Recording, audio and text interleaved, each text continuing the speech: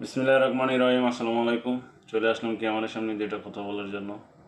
যে বিষয় নিয়ে কথা বলবো সেটা হলো মেয়েরা মায়াবতী। এই বিষয় নিয়ে দু একটা কথা বলবো। সো এটা একটা ছোট গল্প বললেও চলে। তো দেরি না করে বলা শুরু করি। ব্যবহার করা টিপটার আটা নষ্ট হলেও মেয়েরা সেটা যত্ন করে রেখে দেয়। এক জোড়া কানের দুলের আরেকটা হারিয়ে গেলেও অন্যটা ফেলে না।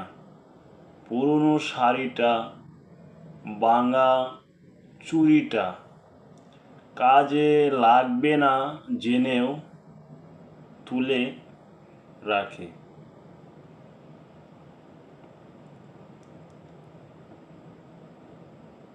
কারণ হলো মায়া।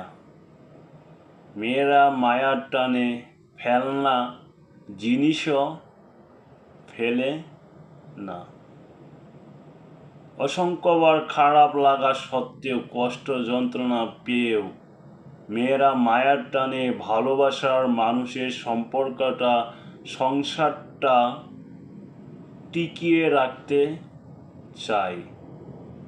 এই কারণে তাদের মায়াবতী বলা হয়। আর হয়তো এজন্যই মায়াবতীর কোনো পুরুষবাচক শব্দ নেই, কারণ তারা অনন্য। সো ইতিমধ্যে যে কথাগুলো আমি বললাম, মেয়েরা মায়াবতী, এই বিষয় নিয়ে যেটা কথা বললাম, তো কথাগুলো আমি আবার রিপিট করে বলছি। মেয়েরা মায়াবতী, এই বিষয় নিয়ে আবার কথাগুলো আমি রিপিট করে বলছি। ব্যবহার করা টিপটা আটা নষ্ট হলেও মেয়েরা সেটা যত্ন করে রেখে দেয়। এক জোড়া কানের দুলে আরেকটা হারিয়ে গেলেও অন্যটা ফেরে না।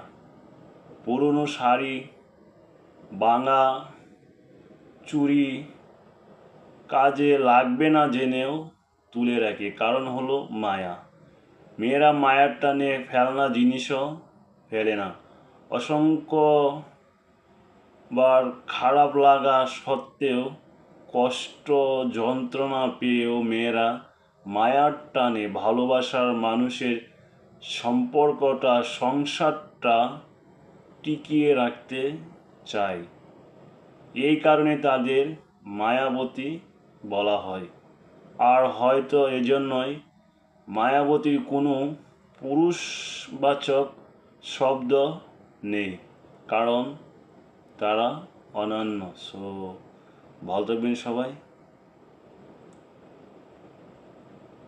দেখা হবে, কথা হবে অন্য কোনো ভিডিওতে, অন্য কোনো বিষয় নিয়ে আলাপ আলোচনা করব। এই পর্যন্ত সবাই